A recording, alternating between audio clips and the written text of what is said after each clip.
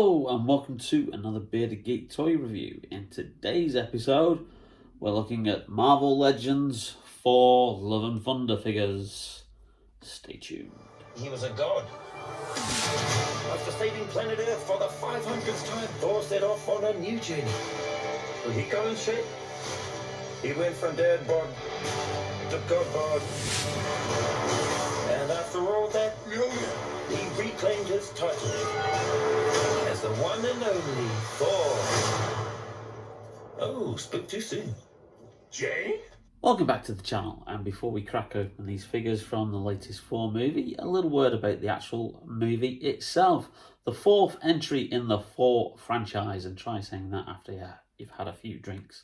Director Taika Waititi returns after doing an extremely brilliant job with Thor Ragnarok, which was the third film in the franchise, and a lot of reviews have actually said, oh, it's not as good. And yeah, you know, they haven't quite captured lightning in a bottle in this instance. But it is still a Thor film. It's still a Marvel film. It's still a very, very enjoyable time at the cinema. And I would heartily recommend it. There are some darkness elements to the story, which you don't usually get. And you certainly didn't really get in Thor Ragnarok.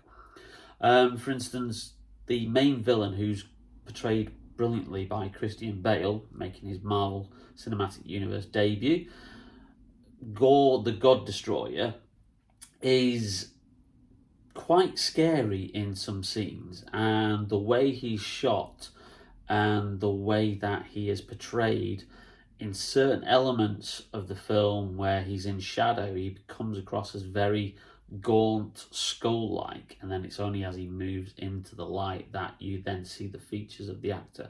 And I thought that was a very, very nice touch. And also, there's a difficult subplot which obviously links into how Natalie Portman's character Jane Foster comes back, and also how she has now inherited the mantle of the Mighty Thor. But overall, it's still a great Marvel film, and I would say, out of the recent output that we've had for Phase 4, it is one of the better entries. So a lot of people have said that this Phase 4 is kind of like treading water. It's not doing as well. It's not leading anywhere. And, you know, to some extent, I would probably say yes. You know, I get that point. I get to, you know, see what people are coming from. But I still think it's a very enjoyable movie. Chris Hemsworth does a brilliant job as Thor again. You get a cameo from the Guardians of the Galaxy. As I said, Natalie Portman's back. Tessa Thompson is back as Valkyrie. And the aforementioned director, I'm not going to say his name again because I'll fluff it up again. See the outtakes at the end of the video. Is back as Korg as well. So overall, it is a fun time at the cinema. Probably not quite as good as Thor Ragnarok, but still hugely enjoyable. Now, with that out of the way, let's have a look at the figures. So here we have two of the figures from the Thor Love and Thunder Marvel Legends wave. We have standard Thor here in his new gold, blue, black, red Thor livery, which I'm really loving this costume. When I saw this figure, I really wasn't too keen on it. I thought, oh my god, they've gone a little bit overboard with the whole colour and stuff. But when you actually see it in the film, it really, really works. And I absolutely kind of love this figure now. You have Ravager Thor, who is obviously, as we see him at the beginning of the film, and this is his look as he's travelling with the Guardians of the Galaxy. Very much like kind of like 80s style leather waistcoat with the t-shirt, and obviously has Stormbreaker as well. Now, as with most Marvel Legends series, this is a Build-A-Figure wave. And if we have a look on the back, we can see that it is a Build-A-Korg figure. Now, as usual, 7 figures in the wave. The one figure doesn't come with any Build-A-Figure parts. I really don't understand why Hasbro do that. And in this instance, that's this figure here. So this doesn't have any Build-A-Figure parts, but the rest of Korg is put together if you get the following 6 figures. So you've got Mighty Thor, which is Jane Foster, Natalie Portman's character. You've got Gore the God Destroyer, Christian Bale. You've got Valkyrie, played by Tessa Thompson. You've got Ravager Thor, Chris Hemsworth, obviously. And then you've got Chris Pine, Star-Lord. And then you've got Groot as well, who are part of the wave, because the Guardians do appear in some aspects of the film. Lovely artwork. I absolutely love the artwork on these Marvel Legends series. And again, lovely artwork on the side. You can see there. So if you were to probably like line them all up, you could probably like make a nice little mosaic picture there. But there are the figures. So I think first of all, let's crack open Ravager Thor. We're not going to do them in order. Let's do Ravager Thor as he appears in the beginning of the movie. Now, before we actually have a closer look at the figure, I think I've read somewhere that this is actually going to be the last Marvel Legends wave that has plastic packaging. So this is probably the last chance that you'll ever get to see the figures before you actually open them up. And obviously a lot of people who are minting box collectors aren't too happy with that, because you're just going to have a box with artwork on it and never actually get to see the figure. But you know, that's Hasbro's decision. You know, you can't complain about it. It's ecological. They're doing the best for the environment. But then you can argue, well, you know, here's a company that uses high volumes of plastic in their toys to make them, so it's hardly ecological in itself. But anyway, back to the figure. So the first thing you can actually say is, look at that striking likeness of Chris Hemsworth. That is a brilliant facial sculpt there. And just going back to the whole point of you actually being able to see the figures through the plastic windows, there was a couple of Ravager figures when I looked in Smith's, where I bought this from, where one of his eyes was a little bit off, or you know, there was a bit of a paint splodge, you know, on the jacket. And that's the kind of thing you're not going to see if you go for plastic-free packaging. But you know, them's the breaks. So this does come with 2 accessories, and obviously the main accessory is Stormbreaker, and obviously the right arm, or was that the left arm? Well, one of the arms of Korg, if you're collecting all the wave to build the figure. But let's get him out of the packaging and have a closer look. So before we look at the Thor figure, let's just have a look at Stormbreaker. And as you can see, some lovely little artwork touches on there, just to give it some extra detail. They could have easily just gone all grey or all metallic grey on that, but they haven't done. They have done some kind of extra sheen and some different coloured paintwork on there. So all in all, that's a really good looking Stormbreaker there. Not too much detail on the actual handle itself. What the detail is there is in the axe hammer part of Stormbreaker. So that's the accessory.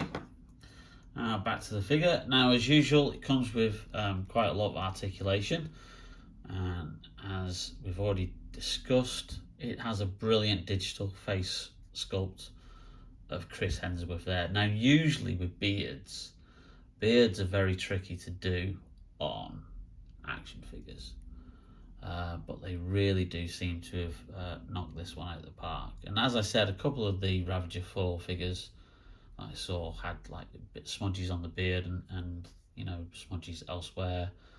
So I did take my time by looking obviously which particular one had the best paint job in Smith's. Well, yeah, some detail there under the hair. Look, those little studs on there. That's proper 80s style leather jacket, isn't it? No, I didn't have one of those, before you ask.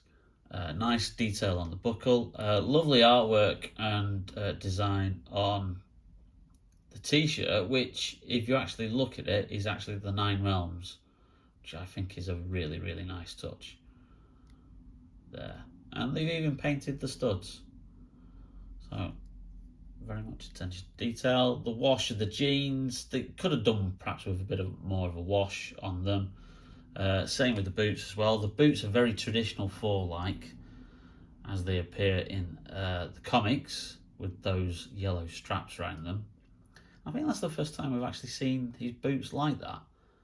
I think in the movies, in the MCU. But all in all, a very, very good figure, and has got some really good articulation to it. And I think if you put Stormbreaker in one hand and can we move it round, or is he just going to be welding it like that?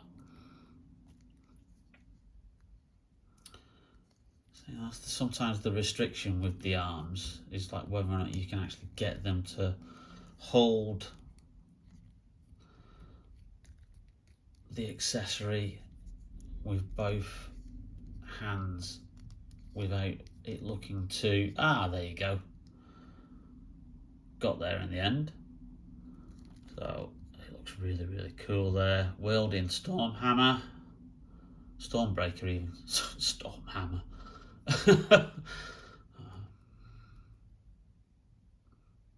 So a good look. Lots of different posability on the figure. Double jointed knees you've got there. So that gives you quite a lot of different posability. The feet are a bit wobbly, as they tend to be with Marvel Legends and Black Series figures. Just sometimes it's the ball joints that the feet are on seem a little bit weary. But besides that, I think we can get him down and posed in a particular way.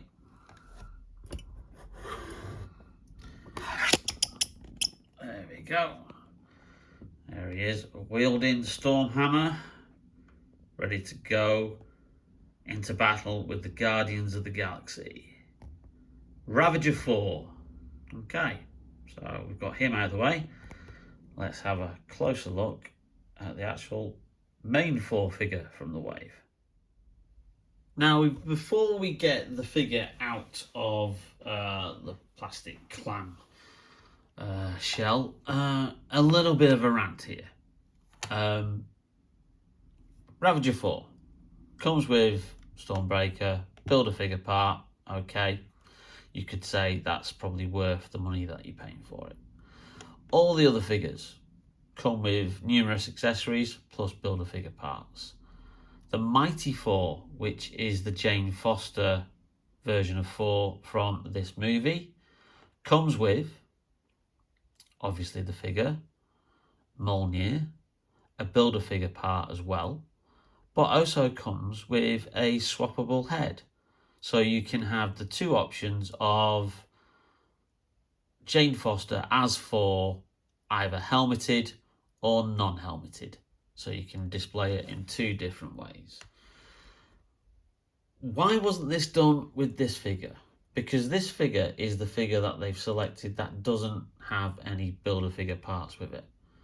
Yet you get an extra hand, whoop-de-doo. So you can have him wielding a fist, you get Stormbreaker, but that's it. Surely you've got the head, Hasbro. It's there. You could have just included that head as well as with that figure, but in there. Why didn't you? You're putting up the prices of these figures. The Marvel Legends figures have now gone from roughly around about £20. I think the Spider-Man wave went up to $21.99. The Doctor Strange Multiverse of Madness wave went up to $22.99. These are now $24.99.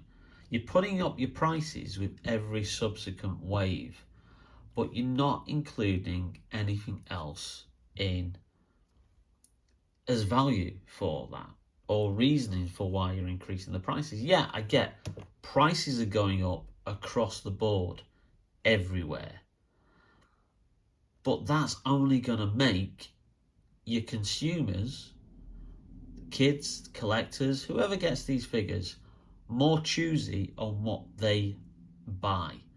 Because if you're putting up your figures with every single subsequent wave to the point where Marvel Legends figures are going to get to the point where they're going to be 30 quid a figure, and yet you have the likes of McFarlane who are doing these style figures for 20 quid. And Todd McFarlane, who owns the business, has said, I ain't putting my prices up. I know how tough it is out there for consumers. I'm going to keep my standard figures at £20 or $20. Why aren't you doing that, Hasbro? You're a bigger company than him. You're worth $13 billion. I'm getting to the point here where I thought, yeah, all in at Christmas, Marvel Legends, yeah, I'm going to start collecting these.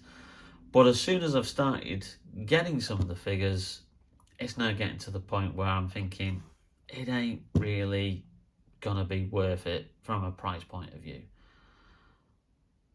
And I might be just collecting DC Multiverse at this rate. And don't get me started with the State of Star Wars Black Series, because they're going up even further. Now, whether it's the cost of the license, whether it's the cost of the paint applications, but give us a justification. Give us a reason for why you're putting up the prices every single release.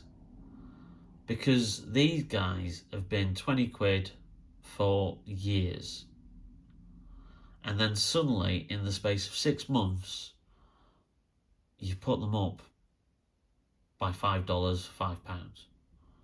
And you're putting them up even more with future waves. I don't get it. It's not like you can't afford it. But that's my rant over and done with. Let's have a look at the figure. Well, the first thing that's immediate is taking him out of the packaging is, again, like I was saying about the ball joints on the feet. He's not standing up at all, so we're going to have to do some serious adjustability there. No, he's not moving at all. But that negative aside, just look at that paint detail. Just look at that livery. Just how well painted is this figure? Just look at the detail on that. Amazing. And look how bright that red cape is. I think a little bit brighter to how it appears in the film, but I get it. It works. It works with the aesthetic. Not a lot on the back. Seems to be like the standard kind of like Thor costume from the back there. But you can't remove the cloak. The cloak is very soft and malleable plastic, a lot softer than the cloaks on the 2 Doctor Strange figures that I have in my collection, where they're positively very, very rigid. So I'm liking the new plastic that's used with this cloak, but it's attached from there, so it's not going to be popping off anytime soon.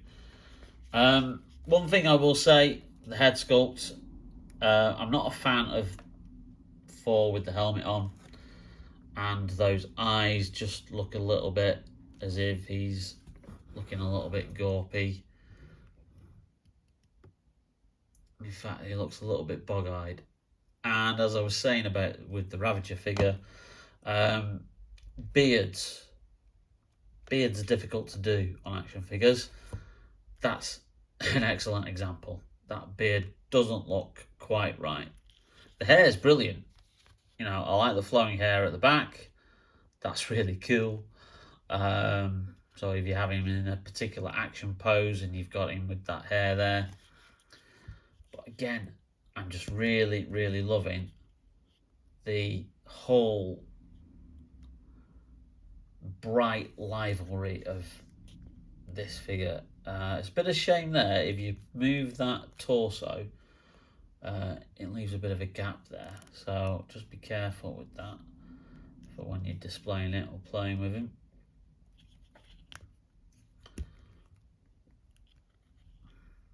Just the sheer paint job on there. Now, obviously, you know, paint is expensive, and it's expensive when figures have multiple paint applications. It's one of the reasons why we've never had a 6 Doctor Who figure as played by Colin Baker released by B&M, because the paint applications for the figure are too expensive to do, because there's so many paint applications to it that it doesn't work within B&M's budget price range. So that's why you've never had a 6 Doctor re-release under the classic Doctor Who B&M range.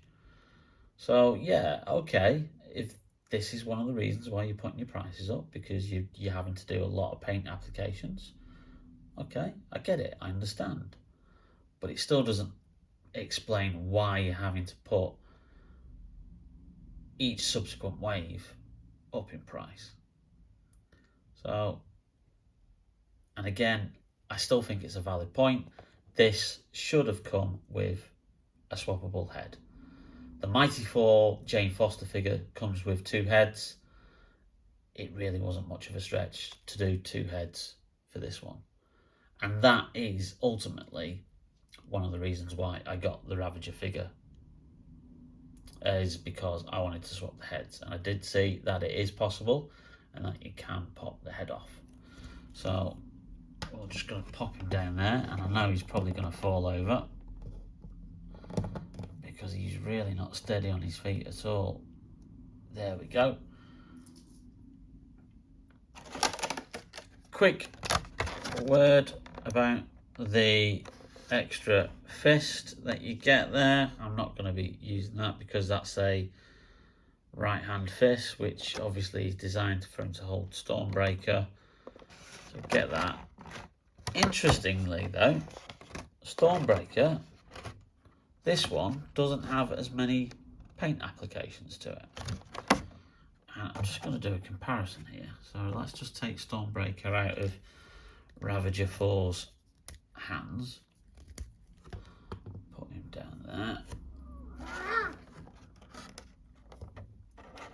So if you can see that, it's very subtle, but that's very plain grey silvery plastic, whereas that has different applications to it. So again, did the cost of doing that figure cost too much that you then couldn't do extra paint applications on Stormbreaker, but then you can do extra paint applications for this figure? It doesn't make sense, does it? Because Stormbreaker's Stormbreaker, you'd think they paint them in exactly the same way for both releases, but they haven't done. So I'm getting really confused with some of Hasbro's decisions.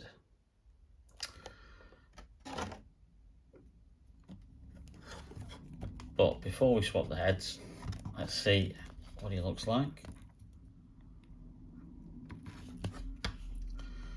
And he looks suitably cool wielding Stormbreaker there.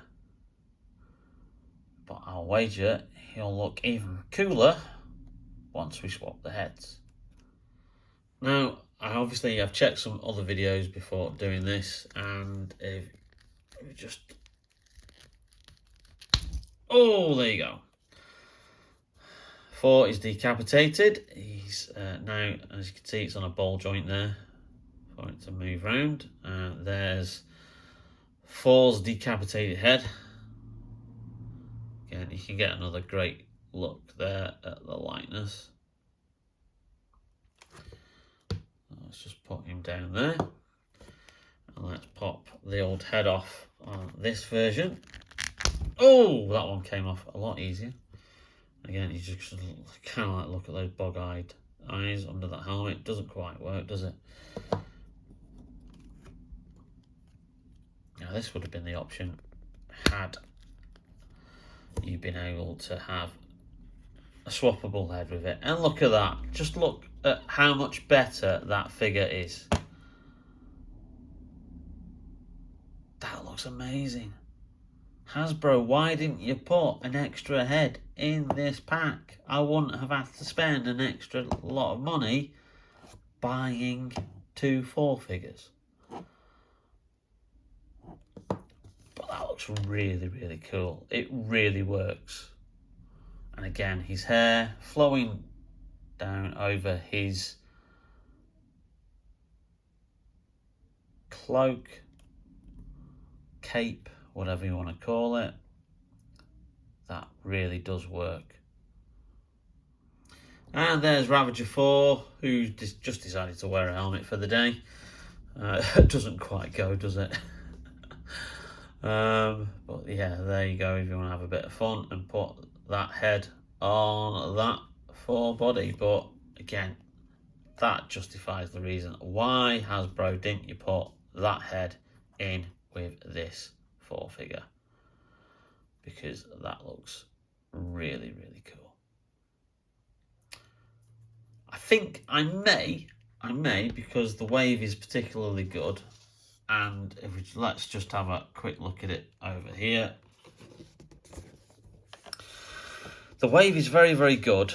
And if it comes down in price, so if all these figures that are currently around about 23 quid in Smiths, which are a couple of quid off the retail price, get marked down to half price, then chances are I'll probably pick up the rest of the wave, because then I can have a Korg figure, and I think that would be good.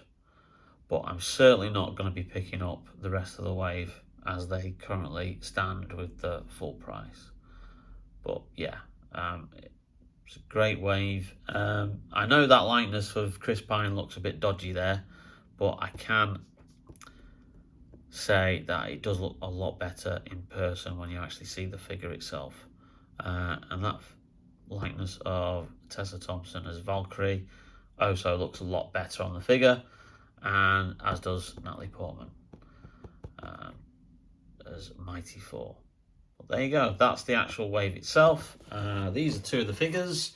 Go and see the movie. You'll have a really good fun time, and hopefully Hasbro will learn from their mistakes and actually start putting a couple of swappable heads in for next time there's a Thor movie and he's got the option of wearing a helmet or not wearing a helmet.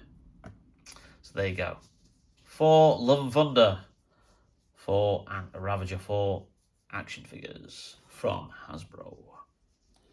Well, I hope you enjoyed that video, and if you did, then please leave us a like.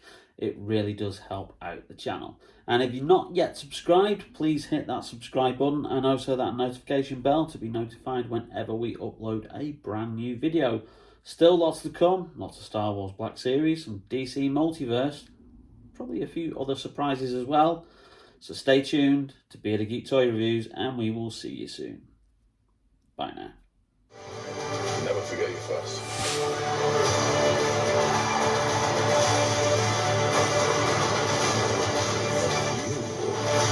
Unlike the other gods I've killed.